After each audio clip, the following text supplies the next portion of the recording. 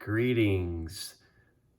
Back in March of 2022, I went to the Sardis United Methodist Church, which is located near Lake Martin, just south of Dadeville, Alabama, way out in the country. And they have a graveyard where some of my ancestors are buried. An ancestor is a direct bloodline parent / grandparent, great-greats, and so forth, versus a relative like a cousin, aunt, uncle, and so forth.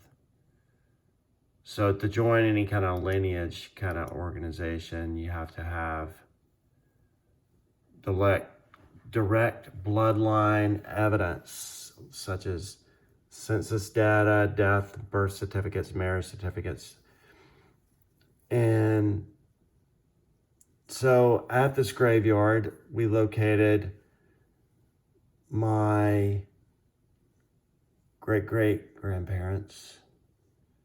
So basically, to me, for my generation, I was born in 1963, my great-great-grandparents to my three greats were fought in the Civil War, the American Civil War, as a Confederate.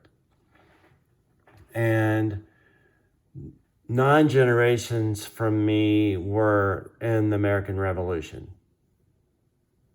So it's not that far away, really, considering the time of human existence. Anyway, nevertheless, somebody put a Confederate flag on this grave. I did not, but I think it's a good idea because he was a Confederate soldier, so I can't change that. So Harrison James Ponder, and he went by Harris because that's how the grave is, because typically, I go by Ned. My name's Edward Hamilton Linch III, but I go by Ned, a 3-letter word versus this long. So Emily F. Ponder was actually Emily Francis, I believe, Burnside. And she looked like this. It's the only picture out there, and I had to zoom in on a bigger. So she's Emily Francis Burnside. And she was married to James Ponder, Harrison James Ponder. And those are their graves together. And he was a Mason. That's the Mason symbol. Doesn't appear anything. He wouldn't have put it on there if he wasn't. But their daughter was named Cordie Ponder Linch, and her husband was next to her over to the left. And their graves are not in good shape. There's cactus, believe it or not. We're in Alabama, it's not the desert, and there's cactus growing on her grave. John Hamilton Lynch was her husband, and his grave's right next to her. There's some other Ponder graves out there, including a couple of infant graves. One of the sons lived for just a month, and one infant died on the same day, and they have a big grave out there.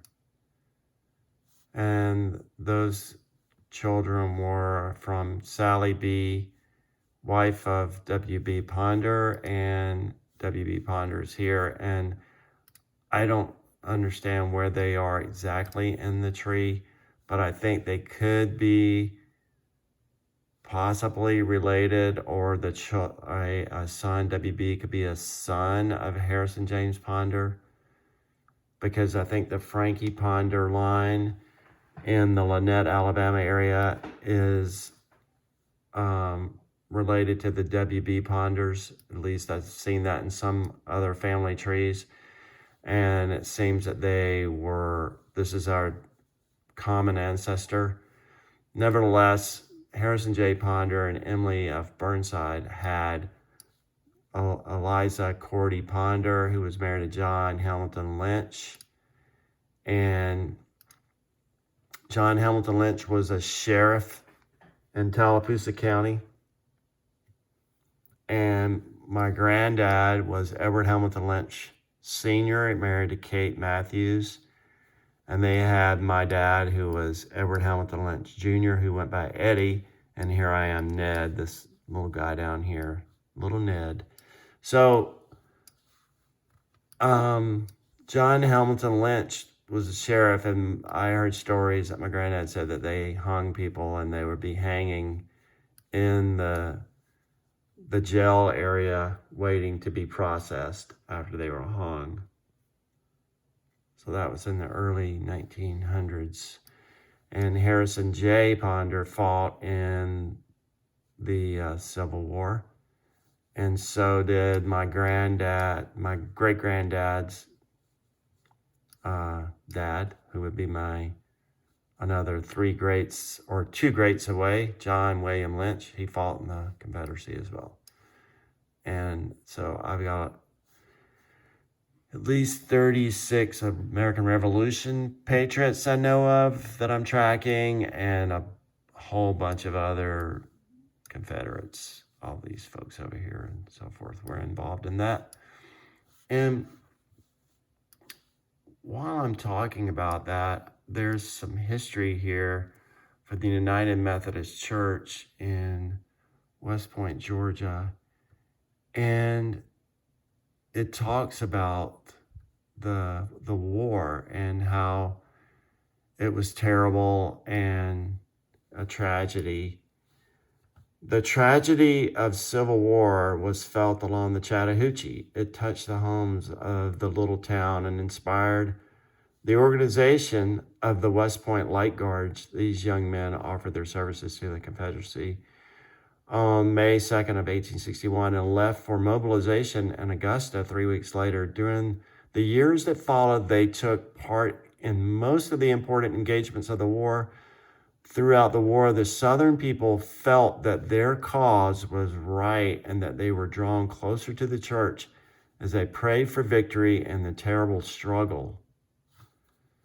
So, history says the current history tells us it's all about slavery, and no one is going to be passionate about that, to fight and lose their life. I know that as a former combat airman myself, so I wouldn't fight for someone's slavery idea. So there was more to it than that. Not to get into any kind of history debates, but these ancestors fought in that war, right or wrong. If you believe it is today, they believed it was right. So there's nothing we can do about that except acknowledge the fact that they fought for what they believed in with all their might. And so that's rare in any case in this world. Thanks for listening, and that's it for the Linch Ponderside cemetery visit.